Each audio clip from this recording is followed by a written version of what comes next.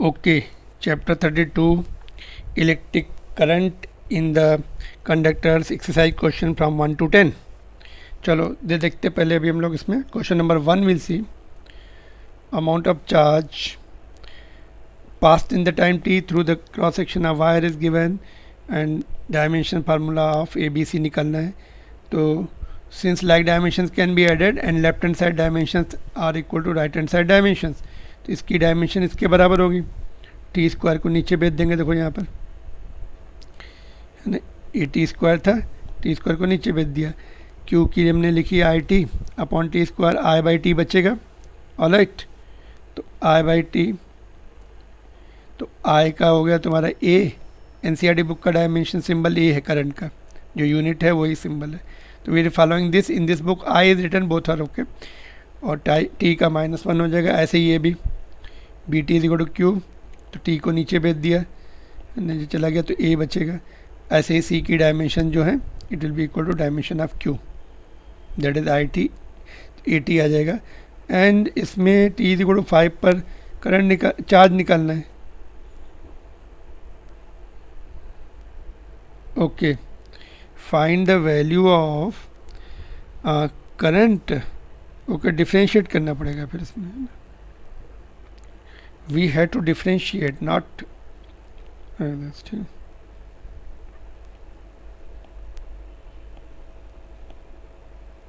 Okay, we'll see. I is equal to dq by dt, तो इसका हो जाएगा 280, ये b हो जाएगा. Now will put the value 2 into A, कितना दिया अपने को 5. t is how much 5 plus b, b is given 3, so this will be coming 50 plus 3, 53 ampere. All right, so we'll see its answer. Do we have the answer here? Okay, just wait, somewhere we will have the answer.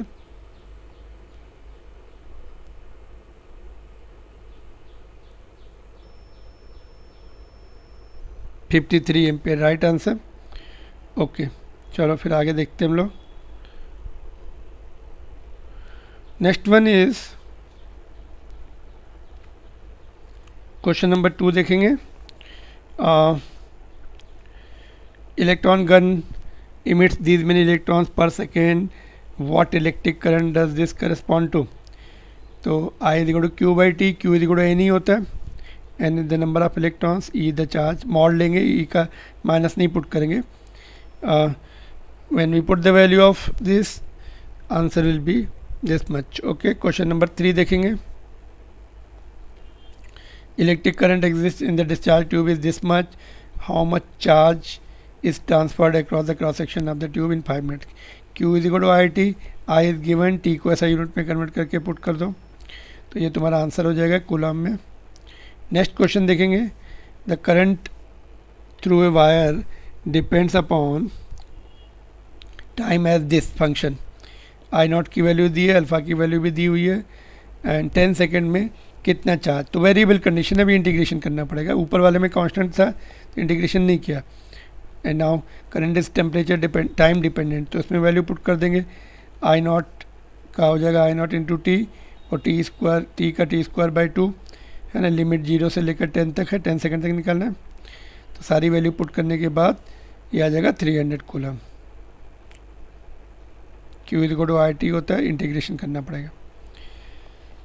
Question number 5 पे चलते हैं. Current is given, cross sectional area भी दिया है. Assuming 1 free electrons per atom, calculate the drift speed of the free electrons in the wire, density of copper is given. तो वीना वाला I is equal to वीना formula जो होता है, या इसको I is equal to N A V D.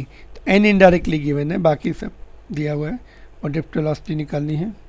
तो एन देखो कैसे निकालेंगे. नंबर ऑफ मोल्स जो होता है, number of atoms upon Avogadro's number, mass of the substance divide by molar mass. तो एन ए को तो इधर शिफ्ट कर दो, यहाँ पे आ गया, और फिर वॉल्यूम से दोनों तरफ डिवाइड कर दो.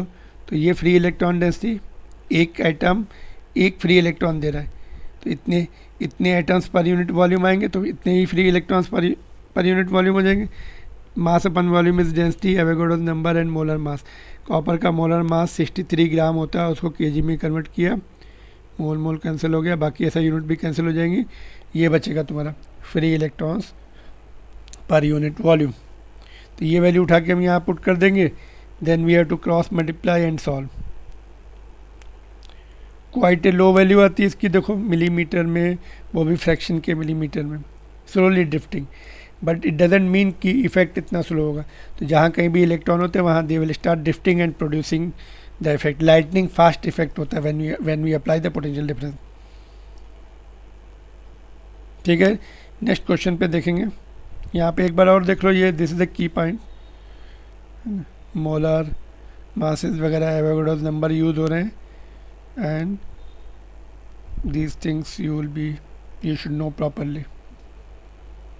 हम लोग थर्मोडायनेमिक्स में पढ़ेंगे ये वहाँ भी ये आएगा, केटीजी में इनफैक्ट। क्वेश्चन नंबर 6 पर चलते हैं। लेंथ दी है, रेडियस दिया है, उसका रेजिस्टेंस दिया है, find the resistivity. Direct formula R is equal to rho L by A, सारी वैल्यूज दी हैं, इससे तुम्हारा रो आ जाएगा, एंड यूनिट उसकी ओम मीटर होती है, और रो को रेजिस्टिविटी भी बोलते हैं और स्पेसिफिक रेजिस्टेंस भी बोलते हैं, क्योंकि सर्टेन वन ऐसा यूनिट लेंथ के लिए 1 metre square area of cross section के लिए रेजिस्टेंस होता है। ठीक है, तो ये आंसर आएगा as per this formula. And next one is the uniform wire of resistance this much is melted and recast. मेल करके फिर से उसको दूसरे लेंथ में कन्वर्ट कर दिया गया। लेंथ कितनी हो गई, double, what would be the resistance. तो R1 दिया, L2 दिया, डबल ऑफ इनिशियल लेंथ, ये फार्मूला होता है। तो डिवाइड कर देंगे, रो तो कैंसिल हो जाएगा, resistance inverse direct proportional to length, inversely proportional to area. यहाँ पे R1 है तो L1 A1 ऊपर आ जाएगा। नाउ रिकास्ट किया इसको, तो वॉल्यूम में not change, initial volume is equal to final volume, A1 L1 is equal to A2 L2 area of cross section. तो यहाँ से A1 बाई A2 मिल गया, which is L2 by L1। तो ये वैल्यू यहाँ पुट कर देंगे, तो L2 स्क्वायर हो जाएगा ऊपर, नीचे L1 square, L2 is twice of L1, ये पुट कर दिया, तो रेशो 4 आ गया। R1 को इधर शिफ्ट कर दिया, विच इज़ 100, तो 400 ओम। यही क्वेश्चन को स्ट्रेचिंग के फॉर्म में भी करते हैं। Wire is stretched without change in its density, तो उसमें भी वॉल्यूम सेम रहेगा, तो उसमें भी सेम रिजल्ट आएगा। 8th, consider wire of this length, area of cross section is given, current is given, free electron density is given, average time taken by electron to cross the length of the wire। तो ये length of the wire, अगर हमें velocity पता लग जाए तो length को velocity से डिवाइड कर देंगे, वो टाइम मिल जाएगा। तो वेलोसिटी किससे आएगा, वीना वाले फार्मूले से, I is equal to NAVD को वीना के सीक्वेंस चेंज करके वीना जैसा याद कर सकते हैं। तो इसमें वैल्यू पुट कर दी सब, ड्रिफ्ट वेलोसिटी आ गया, लेंथ को ड्रिफ्ट वेलोसिटी से डिवाइड कर देंगे। Quite a big time it is coming, 8.9 hours लग रहे हैं उसको कितनी मीटर चलने में, how much is the metre covered, 4 metre चलने में। बट ऐसा कि जैसा कि मैंने बोला कि एक इलेक्ट्रॉन को दूसरे एंड तक नहीं जाना, जहाँ कहीं भी है वहाँ पे ड्रिफ्टिंग शुरू हो जाती है, they produce its effect. 9th question, the length of the wire is given, length of the wire is to be calculated, area is given, ठीक है, resistance is given, resistivity is given। तो R is equal to rho L by A, इसमें सारी values put कर देंगे, length के लिए solve कर लेंगे, 600 metre which is equal to 0.6 kilometre. ठीक है, quite a big length for 1 kilometre of 1 kilo ohm of resistance. चलो नेक्स्ट क्वेश्चन देखेंगे। shows the conductor of length L having the cross sectional area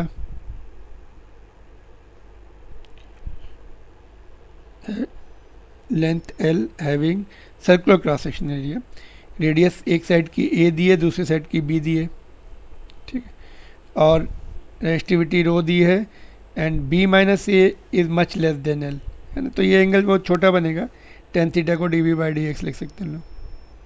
ठीक है, तो हमने एलिमेंट्री डिस्क ले ली उसमें से, जिसकी थिकनेस dx है और रेडियस y है, तो इसका area of cross section pi Y square हो जाएगा। तो फार्मूला लिखा रेजिस्टेंस ऑफ कंडक्टर का, rho L by A, L कितना होगा डी एक्स, इसकी जो लेंथ है ये यहाँ से करंट फ्लो होगा तो लेंथ इस डायरेक्शन में होगी डी एक्स, और सर्कुलर बनेगी ये डिस्क पाई वाई स्क्वायर है ना, पाई आर स्क्वायर की जगह pi Y square, R is equal to Y लिया है, ठीक है। तो अभी यहाँ पर वाई स्क्वायर है, यहाँ पे डी एक्स है, तो डी एक्स को भी डी वाई में ले आओ और इंटीग्रेट कर सकते हैं फिर हम उसको इस लिमिट से लेकर ए से लेकर बी तक, यहाँ पर ए है यहाँ पर बी है, वाई ऐसे जा रहा है, ऑलरेडी इनिशियल वैल्यू वाई की इतनी रहेगी ए के बराबर। तो चलो फिर यहाँ पे tan theta is equal to D Y by D X which is equal to perpendicular upon base, perpendicular B minus A है, बेस एल है। तो डी एक्स को एक तरफ रखा, डी वाई को दूसरी तरफ शिफ्ट कर दिया, तो डी एक्स की वैल्यू ये आ गई, ये वैल्यू उठा के हम यहाँ पुट कर देंगे, ठीक है। तो ये आ जाएगा, इसके बाद ये स्टेप आ जाएगा, और कांस्टेंट आगे कर लिए, ये बचा वेरिएबल, दोनों तरफ इंटीग्रेशन कर देंगे ऐसे। तो इधर तो आर हो गया, इसका integration H to the power N वाला formula, N plus one upon N plus one, power में भी एक प्लस नीचे भी, तो -2 है, -2 + 1 -1 बचेगा, नीचे भी वही आता है, और लिमिट्स लगा दिए। अभी माइनस को हमने यहाँ पे एडजस्ट कर लिया, ये माइनस था ना, देखो यहाँ पे जो माइनस है लिमिट ही हमने इंटरचेंज कर दी, इसलिए वो माइनस गायब हो गया। पहले हमने एक ही लिमिट पड़ी पुट की, तो माइनस जब लिमिट इंटरचेंज करते हैं तो माइनस हट जाता है, तो इसलिए यहाँ से माइनस इज़ नॉट देयर। यहाँ फिर ऐसे रहने तो माइनस पहले निकालो, 1/b आएगा, -1/a आएगा, माइनस को अंदर शिफ्ट कर दो तो ये आ जाएगा, ठीक है। तो इसलिए बी केयरफुल, माइनस हमने एडजस्ट किया यहीं पर। नाउ बस इसको सिंप्लीफाई किया, नीचे ए बी आ जाएगा, ऊपर बी माइनस ए, तो बी माइनस ए चला जाएगा, ये बचेगा।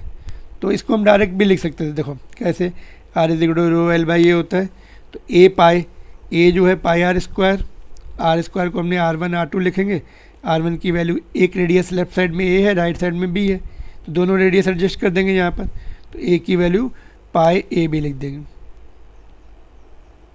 ठीक है।